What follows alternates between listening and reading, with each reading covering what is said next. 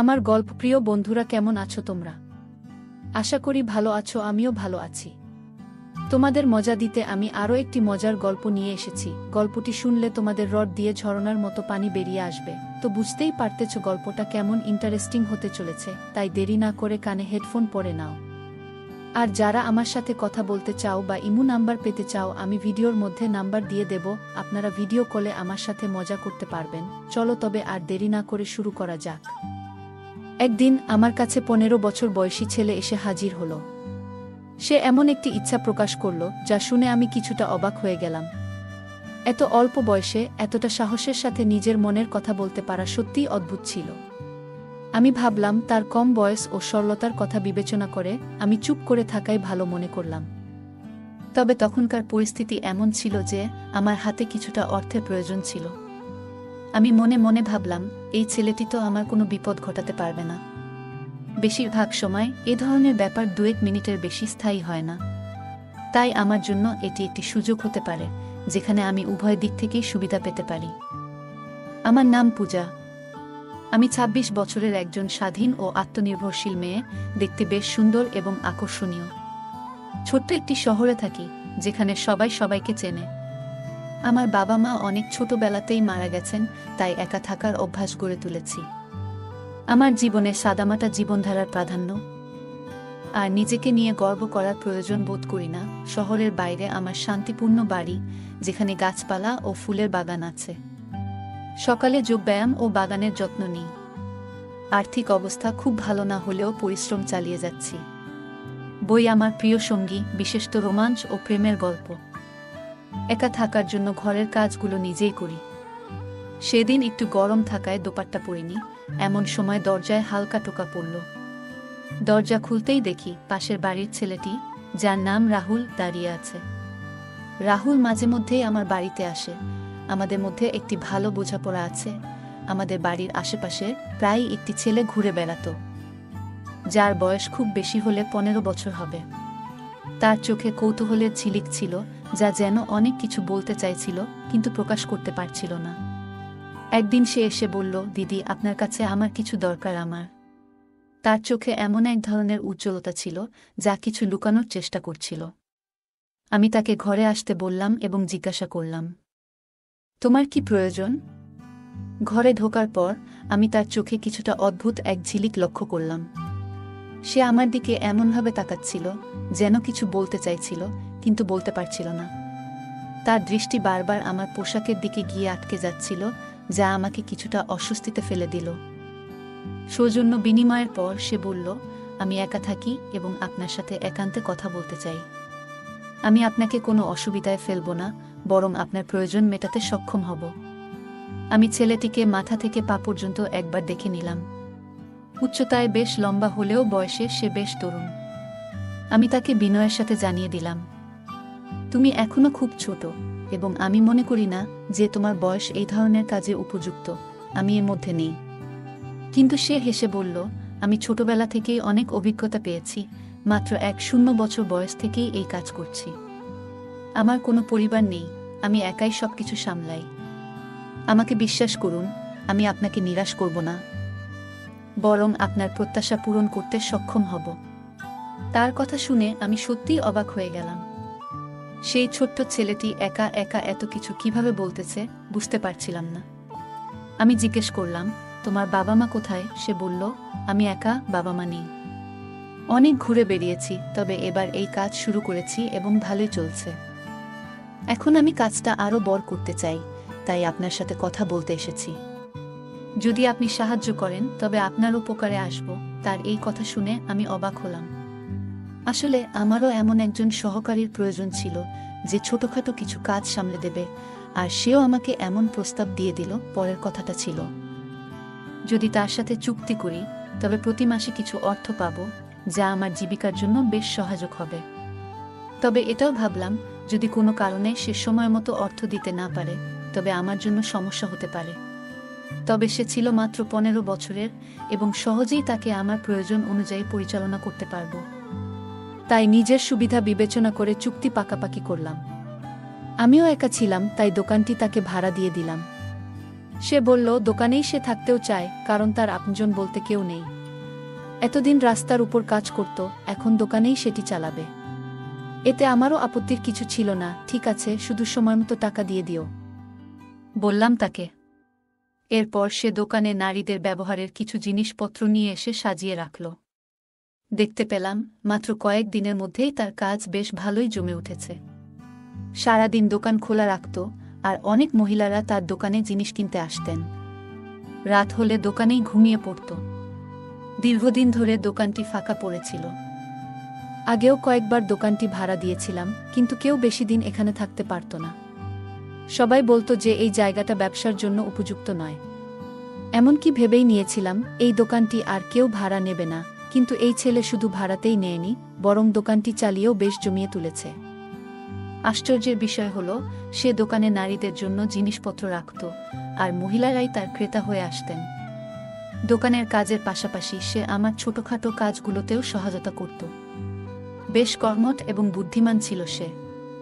দোকানে আসা ক্রেতাদের প্রতি তার আচরণ বেশ সদয় ছিল, আর জিনিসপত্রগুলো সুশৃঙ্খলভাবে সাজিয়ে রাখত, যা আমাকে বেশ মুগ্ধ করেছিল। তার দায়িত্ববোধও সময়ের সাথে বেড়ে যাচ্ছিল। প্রতিটি জিনিস অত্যন্ত যত্ন সহকারে পরিচালনা করত, ক্রেতাদের সেবায় মনোযোগী ছিল, এবং তার কাজকর্মে ছিল এক ধরনের সততা ও পরিপাটি ভাব। সে নিয়মিত তার ব্যবসা উন্নতির দিকে নিয়ে যাওয়ার জন্য নতুন নতুন আইডিয়া নিয়ে আসত। নতুন কিছু কৌশল প্রয়োগ করেছিল, যার ফলে দোকানের বিক্রিও বাড়তে শুরু করে। কিছু সময় পর আমাদের মধ্যে বন্ধুত্ব গড়ে উঠল, আর আমার ছোটখাটো কাজে আমাকে সাহায্য করত। যখন খাবার একটু বেশি তৈরি হতো, তখন সেটি দোকানে পাঠিয়ে দিতাম।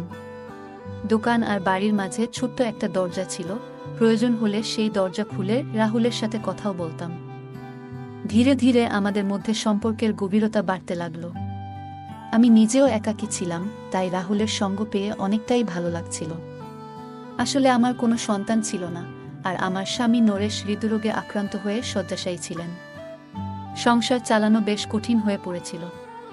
কেউ কেউ মাঝে মাঝে সাহায্য করলেও দোকান থেকে আসা টাকাটা আমার জন্য বেশ সহায়ক ছিল। তাই রাহুলের সাথে সম্পর্কটা ঘনিষ্ঠ রাখার চেষ্টা করছিলাম, যেন সে দোকান ছেড়ে না যায় এবং আমার এই ছোট্ট আয়ের উৎসটিও বজায় থাকে। তবে আমি জানতাম না যে ছেলেটিকে আমি ছোট্ট এবং সরল মনে করেছিলাম, সে এতটা সহজ সরল নয়। আমাদের সম্পর্কের গভীরতা বাড়তে থাকলে আমি তাকে আমার বাড়ির ভেতর আসার অনুমতি দিলাম। ছোট ছোট কাজের জন্য সে আমার বাড়িতে চলে আসত, আর বাকি সময় দোকানেই কাটাত। আমার স্বামী নরেশেরও এতে কোনো আপত্তি ছিল না, কারণ আমার কাছে সে তখনও 15 বছরের একটি বাচ্চাই ছিল। বরং রাহুলের উপস্থিতিতে আমাদের জীবনটা অনেকটাই জীবন্ত হয়ে উঠেছিল। আগের মতো একাকিত্ব আর মনোমরা ভাবটা ছিল না। প্রয়োজন হলে রাহুলের সাথে বিষয়গুলি নিয়ে আলোচনা করতাম। কিছুদিন পর ঋতু পরিবর্তনের কারণে নরেশের স্বাস্থ্যের অবনতি হতে লাগল। আমার কাছে তাকে হাসপাতালে নেওয়ার মতো টাকাও ছিল না। একদিন এমনই এক সময় আমি চোখের জল ফেলছিলাম। রাহুল আমাকে দেখতে পেয়ে জানতে চাইল, কি হয়েছে, তুমি কাঁদছো কেন? তাকে সব বললাম, নরেশের অসুস্থতা, হাসপাতালের খরচের চাপ এবং জীবন নিয়ে আমার একাকিত্বের অনুভূতি। একজন সন্তানের অভাব আমার জীবনের শূন্যতাকে আরও বাড়িয়ে তুলেছে। রাহুল আমার কথা শুনে মুচকি হেসে বলল, তাহলে সন্তান কেন নিচ্ছেন না?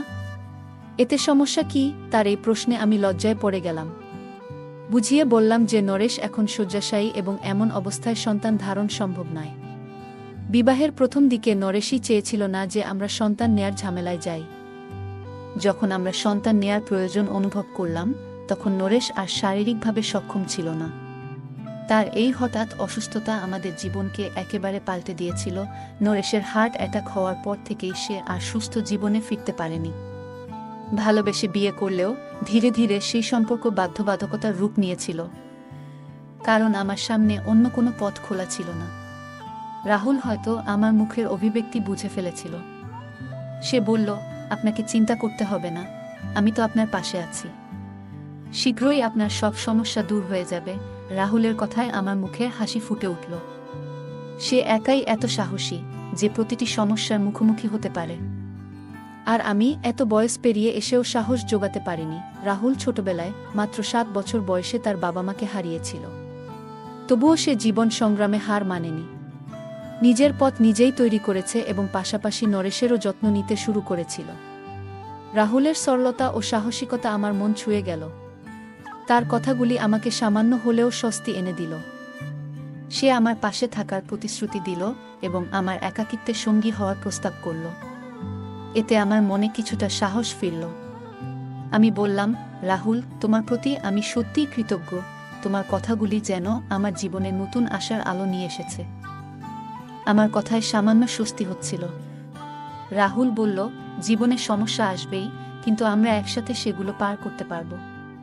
তোমার একা সবকিছু সামলানোর দরকার নেই। তোমার পাশে একজন সঙ্গী থাকা উচিত, আর আমি আছি তোমার সাথে। আমরা একসাথে নরেশের যত্ন নেব এবং তোমার সমস্যাগুলো দূর করার চেষ্টা করব। রাহুলের কথায় যে আন্তরিকতা ও সত্যতা ছিল তা আমাকে গভীরভাবে ছুঁয়ে গেল। সে নিজেই অনেক কঠিন সময় পার করেছে, তবু কখনো হাল ছাড়েনি। তার দৃঢ় মনোবল ও নিষ্ঠা আমাকে অনুপ্রাণিত করল। তার কথাগুলো আমাকে প্রশান্তি এনে দিল। রাহুলের সাহসিকতা এবং তার ইতিবাচক মনোভাব আমাকে আবারও জীবনের প্রতি বিশ্বাস ফিরিয়ে দিল। তোমার সঙ্গ আমার জন্য অনেক মূল্যবান, বললাম রাহুলকে। কিন্তু তোমারও তো নিজের জীবন আছে, নিজের স্বপ্ন আছে। তোমার এত দায়িত্ব কাঁধে নেওয়ার প্রয়োজন নেই, বললাম তাকে চিন্তা ও সম্মানের সাথে। রাহুল শান্তভাবে উত্তর দিল, আমি অনেক কিছু হারিয়েছি পূজা, কিন্তু অনেক কিছু অর্জনও করেছি। জীবন পথ চলায় সব সময় সহজ হয় না, কিন্তু যখন আমরা অন্যের পাশে দাঁড়াই তখন এক বিশেষ ধরনের আনন্দ পাই। নরেশের যত্ন নেওয়াও আমার কাছে একটি দায়িত্ব, কারণ আমি জানি তিনি তোমার জীবনে কতটা গুরুত্বপূর্ণ। তার কথাগুলো শুনে আমি এক মুহূর্তের জন্য থমকে গেলাম। ভাবতে লাগলাম, কেউ কি সত্যিই এতটা নিঃস্বার্থভাবে সহায়ক হতে পারে? তবে এসব চিন্তা এড়িয়ে দিলাম। যখনই আমি কোনো কাজে বাইরে যেতাম, রাহুলই নরেশের পাশে থাকত এবং তার সঙ্গ দিত। তাদের মধ্যে ঠিক কী কথোপকথন হতো আমি জানতাম না। তবে আমাকে দেখলে রাহুল শান্ত হয়ে যেত। রাহুল প্রতিশ্রুতি দিয়েছিল সে আমার সকল অভাব পূরণ করবে। তার এ কথায় আমার মুখে হাসি ফুটে উঠেছিল। আমি সন্তানের অভাব অনুভব করছিলাম, আর এই শূন্যতা পূরণের ইচ্ছে আমার মধ্যে ছিল। তবে এই ইচ্ছা রাহুল কিভাবে পূরণ করবে সেটি আমার কাছে ছিল এক প্রশ্ন। তবুও তার আনন্দের জন্য আমি মনের কষ্টটা গোপন করে হাসি মুখে ছিলাম। কিছুদিন পর হঠাৎ করে আমার শারীরিক অবস্থা কিছুটা পরিবর্তন অনুভব করলাম। অসুস্থ হয়ে পড়লে রাহুলই আমাকে চিকিৎসকের কাছে যাওয়ার পরামর্শ দিল এবং অর্থ সহায়তাও দিল। চিকিৎসকের কাছে গেলে জানা গেল আমি গর্ভবতী। এটা শুনে যেন মাথার উপর আকাশ ভেঙে পড়ল। নরেশের স্বাস্থ্যের অবস্থা বিবেচনায় এটা কিভাবে সম্ভব? আমি কাপা হাতে রিপোর্ট নিয়ে বাড়ি ফিরলাম। ভয় নিয়ে নরেশকে বিষয়টি জানালে সে মুচকি হেসে বলল, এটা তো। নরেশ এসে বলল, সম্ভবত আমি এখন একজন সন্তানের বাবা হওয়ার জন্য প্রস্তুত। যদি ঈশ্বর আমাদের এই সুখবর দিয়ে থাকে তাহলে একে হাসিমুখে গ্রহণ করো। নরেশের কথায় আমি অবাক হয়ে গেলাম। সত্যিই কি আমি নরেশের সন্তানের মা হতে যাচ্ছি? এটা বিশ্বাস করা কঠিন ছিল, কারণ তার স্বাস্থ্যে কোনো বড় উন্নতি দেখা যাচ্ছিল না। তবে আমি মেনে নিলাম যে হয়তো আমি নরেশের সন্তানের মা হতে চলেছি। এরপর থেকে নিজের যত্ন নিতে শুরু করলাম, আর রাহুলও এটা জানতে পেরে ভীষণ খুশি হলো, যেন তার নিজেরই বাড়িতে নতুন অতিথি আসছে। দোকানের কাজ থেকে ফ্রি হলে রাহুল প্রায়ই আমাদের বাড়িতে চলে আসত। সে নিজেই নরেশের যত্ন নেওয়ার দায়িত্ব নিয়েছিল এবং আমাকে স্বস্তি দিতে নানা কাজে সাহায্য করত। এমনকি আমার জন্য ফল ও জুস নিয়ে আসত। তার দোকানও ভালো চলছিল, আর দিনগুলো এভাবেই কেটে যাচ্ছিল। অবশেষে 9 মাস পরে আমি একটি সুন্দর শিশুর জন্ম দিলাম। মজার বিষয় হলো, শিশুটি আমার বা নরেশের মতো দেখতে নয়, বরং অনেকটা রাহুলের মতো লাগছিল। আমি কখনো শিশুর মুখের দিকে তাকাতাম, কখনো রাহুলের দিকে। হাসতে হাসতে রাহুল বলল, আপনি তো আমাকে এত দেখেছেন যে আপনার বাচ্চাটাও আমার মতো হয়ে গেছে। কথায় তো আছে, মা যদি গর্ভাবস্থায় কাউকে বেশি দেখে, সন্তানও অনেক সময় তার মতো দেখতে হয়। রাহুলের এই কথায় আমি লজ্জায় মাটিতে মিশে গেলাম। এত কম বয়সে তার এসব বিষয় জানা দেখে অবাক হলাম। আমার কোলে সন্তান আসায় আনন্দে আমার মন ভরে উঠল। বাড়িতে ফিরলে মনে হচ্ছিল জীবন যেন নতুন করে বেঁচে উঠেছে। কিন্তু সন্তান হওয়ার পর ব্যয় অনেক বেড়ে গিয়েছিল, আর বুঝতে পারছিলাম না কিভাবে সব সামলাব। তখন রাহুলই আমাকে সাহায্য করতে লাগল। সন্তানের খরচের দায়িত্ব সে নিয়েছিল। আমাদের জন্য সে মোটেই অপরিচিত ছিল না। আমি তাকে ছোট ভাইয়ের মতোই আপন ভাবতে শুরু করেছিলাম। তার জন্যই আমাদের অবস্থা এখন অনেক ভালো।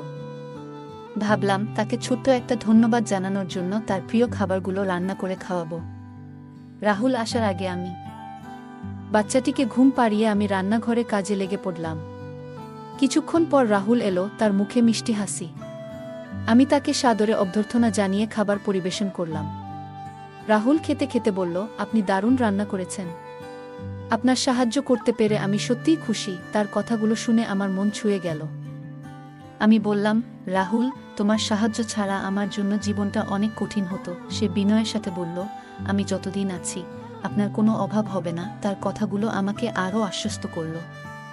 রাহুলের সহায়তা ও সমর্থন আমাকে ও আমার সন্তানকে এক নতুন শক্তি দিল। সময়ের সাথে সাথে আমার ছেলের সাথে আমার জীবনেও একটা স্বাভাবিকত্ব চলে এলো। যদিও রাহুলের সাহায্য সবসময় অমূল্য ছিল, তবু আমি নিজের পায়ে দাঁড়ানোর চেষ্টাও করছিলাম। কিছুদিন পর যখন আমার সন্তান 6 মাস বয়সে পৌঁছালো, হঠাৎ জানতে পারলাম আমি আবার মা হতে চলেছি। এক মুহূর্তের জন্য অবাক হয়ে গেলাম। এত দ্রুত আমি আবার মা হতে যাচ্ছি। আমার মনে এক ধরনের আতঙ্ক জন্মালো। এই নতুন সন্তানের দায়িত্ব কিভাবে পালন করব? আমার প্রথম সন্তানও তো এখনো ছোট, আর নরেশের দায়িত্বও তো আমাকে পালন করতে হচ্ছে। আমার চিন্তা দেখে নরেশ বলল, ঈশ্বর আবারও আমাদের আশীর্বাদ দিতে চলেছেন, এতে ভয় পাওয়ার কিছু নেই। আমাদের প্রথম সন্তান যেমন এসেছিল তেমনই দ্বিতীয়টিও আসবে। আমি মাথা নত করে বললাম, আমাদের দায়িত্ব সবই রাহুলের কাঁধে। সে আমাদের কিছু না হলেও তার সাহায্যেই আমরা দাঁড়িয়ে আছি। এরই মধ্যে আমাদের দ্বিতীয় সন্তানও এলো, আর আমি 2 সন্তানের দায়িত্ব পালনে ব্যস্ত হয়ে গেলাম। আমি এত ব্যস্ত ছিলাম যে নরেশের দেখভালের সময় পেতাম না, যা পুরোপুরি রাহুলের উপর নির্ভরশীল হয়ে পড়েছিল। রাহুলের সঙ্গে আমার গভীর বন্ধুত্ব গড়ে উঠেছিল, যেখানে আমরা সব কথা শেয়ার করতাম। সারাদিন সন্তানদের সামলে রাতে ক্লান্তিতে ঘুমিয়ে পড়তাম, আর রাহুল অনেক সময় সন্তানদের ঘুম পাড়াতো। অল্প বয়সেই সে আমাদের পরিবারের দায়িত্ব নিয়েছিল, যা আমাকে অবাক করত। রাহুল কখনো অভিযোগ করত না, বরং আনন্দ নিয়ে দায়িত্ব পালন করত, যা আমার জন্য শান্তির ছিল। তবে মাঝে মাঝে মনে হতো তাকে এত বোঝা দেওয়া ঠিক কিনা। একদিন রাহুল এসে বলল, আপনি আমাকে পর ভাববেন না, আমি সব করতে পারি। তার এই কথাগুলো আমাকে আশ্বস্ত করত। 3 সন্তানের মা হয়ে আমার জীবন বদলে গিয়েছিল। ভেতরের পুরনো খালি ভাবটাও মুছে গিয়েছিল। এই বাচ্চাগুলো আমাকে দাও, তুমি শান্তিতে ঘুমাতে পারবে, রাহুল হাসি মুখে বলল। আমি খুশি মনে বাচ্চাগুলো ওর হাতে তুলে দিলাম। সে প্রতিবারের মতো আমার জন্য দুধ নিয়ে এসেছিল। আমার দিকে দুধের গ্লাস বাড়িয়ে দিয়ে বলল, তোমার নিজের যত্ন নাও। আমি গ্লাস হাতে নিলাম আর তাকে ধন্যবাদ জানালাম। সে বাচ্চাদের নিয়ে চলে গেল। দুর্ভাগ্যক্রমে আমার হাত ফসকে গ্লাসটি পড়ে ভেঙে গেল এবং আমার কাজ বাড়ল। আমি তাড়াতাড়ি ঘর পরিষ্কার করলাম এবং ক্লান্ত শরীরে বিছানায় শুয়ে পড়লাম। কিছুক্ষণ পরেই আমার মনে হলো যেন কেউ আমার ঘরে এসে উপস্থিত হয়েছে। আমার শ্বাস বন্ধ হয়ে আসছিল। মনে হচ্ছিল কেউ ঘরে ঢুকে পড়েছে। হঠাৎ বোধ করলাম কেউ যেন আমার বিছানার কাছে এসে উপস্থিত হয়েছে। ভয়ে আমি চিৎকার করে উঠলাম, আর আমার আওয়াজে নরেশও জেগে উঠল। আমি তাড়াতাড়ি ঘরের আলো জ্বালালাম, আর তখন যা দেখলাম তাতে আমার হাত পা ঠান্ডা হয়ে গেল। পাড়ার একজন লোক আমার দিকে তাকিয়েছিল। প্রথমে সে বিব্রত হয়ে কিছুক্ষণ চুপ রইল, তারপর বলল, আমি তো কিছু করিনি। তোমার স্বামী আমাকে নিজেই অনুমতি দিয়েছিলেন যেন আমি প্রতিদিন এখানে এসে সময় কাটাতে পারি। তিনি বলেন, এভাবেই তিনি কিছু টাকা আয় করতে পারবেন এবং সংসারের কিছুটা খরচ মেটাতে পারবেন। লোকটির কথা শুনে আমি হতবাক হয়ে গেলাম। সে বলল, তোমার স্বামী নিজেই আমাকে বলেছিলেন আমি যেন তোমার কাছে এসে কিছু অর্থ উপার্জনের পথ খুঁজি, যাতে এই সংসারের পরিস্থিতি কিছুটা ঠিক করা যায়। আমার চিৎকার শুনে রাহুল ছুটে ঘরে এসে ঢুকল, আর লোকটি তাকে দেখে বলল, রাহুল, তুই তো বলেছিলি যে ও ঘুমিয়ে থাকবে, কিন্তু সে তো জেগে উঠেছে। এই কথাগুলো শুনে আমার পায়ের নিচের মাটি যেন সরে গেল। রাহুল ভয় পেয়ে আমার দিকে তাকালো। আমি বুঝতে পারছিলাম না ব্যাপারটা আসলে কি। লোকটি অসন্তুষ্ট হয়ে গালিগালাজ করে বের হয়ে গেল। আমি বিরক্ত হয়ে রাহুলকে জিজ্ঞেস করলাম, এটা সব কি হচ্ছে? তখন রাহুল বলল, আপনার স্বামীর কাছে এই ঘর চালানোর মতো টাকা ছিল না। এজন্য তিনি আমাকে বাধ্য করেন আপনার ব্যাপারে সিদ্ধান্ত নিতে। যখন কেউ ক্রেতা আসতো, আমি আপনার সন্তানদের নিয়ে যেতাম এবং দুধে ঘুমের ওষুধ মিশিয়ে আপনাকে ঘুম পাড়িয়ে দিতাম। তারপর ক্রেতা আর চলে যেত। এই 3টি সন্তানও ঠিক একই ধরনের একজন ক্রেতার। কারণ নরেশ ভাই পিতা হওয়ার মতো সক্ষম নয়। রাহুল বলল, আমি আপনার সাথে কিছু খারাপ করিনি। যেটা আপনার স্বামী বলেছিলেন আমি সেটাই করেছি। আমি আপনাকে আপনার স্বামীর অনুমতি নিয়ে বিক্রি করেছিলাম। রাহুলের কথায় আমার পুরো রক্তক্ষরণ শুরু হলো। আমি অসুস্থ বোধ করছিলাম। আমি অবাক হয়ে নরেশের দিকে তাকালাম, সে চোখ এড়িয়ে যাচ্ছিল। পরে সে বলল, আমার অসুস্থতার কারণে বাড়ির পরিস্থিতি খারাপ হয়ে গেল। আমি তোমাকে সন্তানও দিতে পারিনি। অর্থাভাব দেখা দিল। এই সব দেখেও আমার হৃদয় কষ্ট পাচ্ছিল, কিন্তু আমি কিছু করতে পারলাম না। তাই যখন আমাকে বোঝা গেল রাহুল কি করছে, তখন আমি বললাম, প্রতিদিন তুমি তাকে কোথাও বিক্রি করে দাও। আমি তো ঘুমের ওষুধের কারণে কিছুই বুঝতে পারিনি। রাহুল এসে ক্রেতাকে নিয়ে আসতো এবং সকাল হওয়ার আগেই ক্রেতা চলে যেত। সন্তান হওয়ার কারণে তুমি খুশি হয়ে গিয়েছিলে এবং আমাদের জীবনযাত্রাও পাল্টে গিয়েছিল। আমি শুধুমাত্র এটা চাইতাম। নরেশের কথা শুনে আমি মাথা ধরেছিলাম। আমি বিশ্বাসই করতে পারছিলাম না যে আমার স্বামী আমার উপর এত বড় অত্যাচার করেছে। ঘরের পরিস্থিতি পরিবর্তনের জন্য এবং সন্তানদের জন্য রাহুলের সঙ্গে মিলে তিনি আমার জীবনকে এভাবে বিক্রি করেছেন। আমি কাঁদতে লাগলাম। যখন কান্না থামিয়ে কিছুটা শান্ত হলাম, আমি রাহুলের সামনে হাত জোর করে বললাম, আমাদের জীবন, তুমি চলে যাও। তোমার আসার আগে আমরা অভাবে কাটালেও আমার স্বামী কখনো আমার সম্মানের সাথে খেলা করেনি। তার মনে কখনো এমন চিন্তা আসেনি। আমি বুঝতে পারছি তোমার শিক্ষার কারণে এমন হয়েছে। তুমি যে নারীদের নিয়ে একটি বিশেষ ব্যবসা শুরু করেছ, সেটা একটা উপায়। এইভাবে তুমি নারীদের দুর্বলতা কাজে লাগাচ্ছ। আমি রাহুলকে অবিলম্বে দোকান খালি করতে বললাম এবং তার হাত থেকে আমার 3টি ছোট সন্তানকে করে নিলাম। তারা আমার সামনে দাঁড়িয়েছিল, কিন্তু তাদের বাবার পরিচয় আমার কাছে অজানা ছিল। আমি নিজেকে খুব বোকা মনে করছিলাম যে এতদিন আমি বুঝতে পারিনি যে এই সন্তানগুলো আমার স্বামীর নয়। কেন আমি তাদের দুজনের হাতে এইভাবে প্রতারিত হলাম, সেটা ভাবতেই আমার মন চুপসে যাচ্ছিল। রাহুলের জন্য আমার এই সমস্যার সূচনা হয়েছিল, তবে নরেশও দায়ী। কিন্তু আমি কি করব? আমি তো নরেশের সাথে বিয়েটা করেছি এবং তার পরিস্থিতি এমন ছিল যে আমি তাকে ছেড়ে যেতে পারিনি। তাই বাধ্য হয়ে আমি তার সাথে জীবন কাটাতে শুরু করলাম। রাহুল দোকান ছেড়ে চলে গেল। আমি সেখানে কিছু টাকা জমা করে নারীদের জিনিসপত্র নিয়ে দোকান চালানো শুরু করলাম।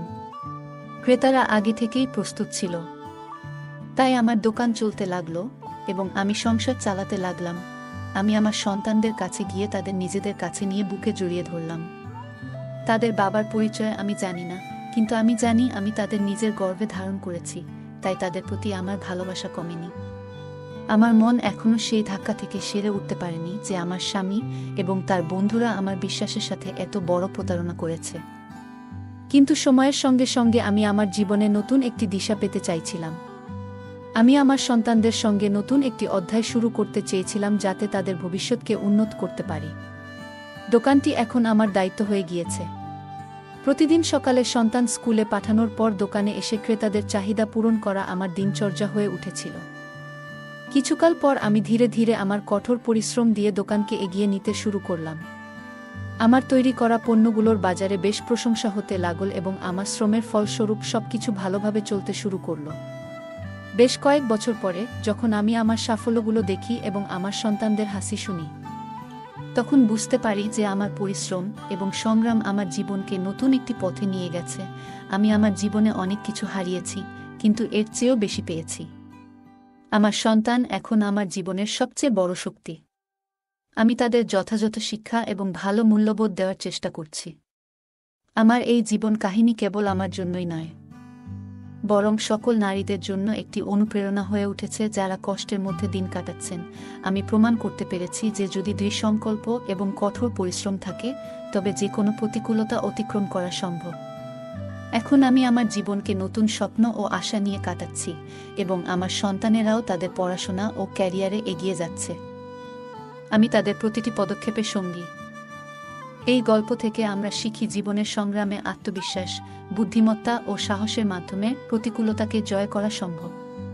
এটি পূজার জীবনের লড়াই এবং রাহুলের প্রতি তার সম্পর্কের আখ্যান, যা সম্পর্কের জটিলতা ও মানবিক বন্ধনকে তুলে ধরে। পূজার গল্পে দেখা যায় স্বাবলম্বিতা ও দৃঢ় মানসিকতা কঠিন পরিস্থিতিতেও নিজেকে টিকিয়ে রাখতে সাহায্য করে। রাহুল একজন তরুণ হলেও পরিবারকে সহায়তা ও দায়িত্ব পালন করে। এই কাহিনী আমাদের শেখায় যে ইতিবাচক মানসিকতা দিয়ে যে কোনো পরিস্থিতি মোকাবেলা সম্ভব। এই গল্পটি প্রমাণ করে যে সম্পর্কের সফলতা শুধুমাত্র বয়স, লিঙ্গ বা পারিবারিক প্রেক্ষাপটে নির্ভরশীল নয়, বরং এটি নির্ভর করে আমরা একে অপরের সাথে কেমন আচরণ করি এবং কতটা সহানুভূতিশীল হই। গল্পে রাহুল ও পূজার সম্পর্কের উদাহরণ তুলে ধরে, যেখানে রাহুল তার সততা ও সত্যতার মাধ্যমে পূজার বিশ্বাস অর্জন করে। রাহুল কখনোই তার প্রয়োজনগুলো গোপন করেনি, বরং সৎ থেকে পূজার জীবনে সহায়ক ভূমিকা পালন করেছে। গল্পের মূল শিক্ষা হল, সততা ও সত্যতার চেয়ে মূল্যবান কিছু নেই। রাহুল একসময় সমর্থনহীন জীবন কাটালেও পূজার সাহচর্যে জীবনের নতুন অর্থ খুঁজে পেয়েছে।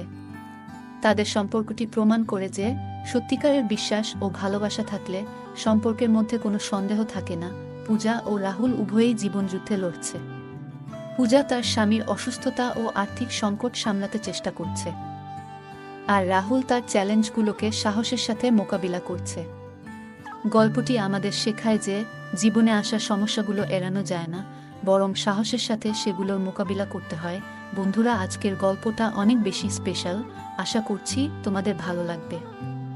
বাংলা অডিও স্টোরি চ্যানেলে নিয়মিত গল্প পাবেন, তাই গল্পগুলো ভালো লাগলে ভিডিওটি লাইক, শেয়ার এবং চ্যানেলটি সাবস্ক্রাইব করে পাশে থাকুন। আজকের গল্পটি এ পর্যন্ত। এতক্ষণ সাথে থাকার জন্য ধন্যবাদ। দেখা হবে পরবর্তী কোনো ভিডিওতে।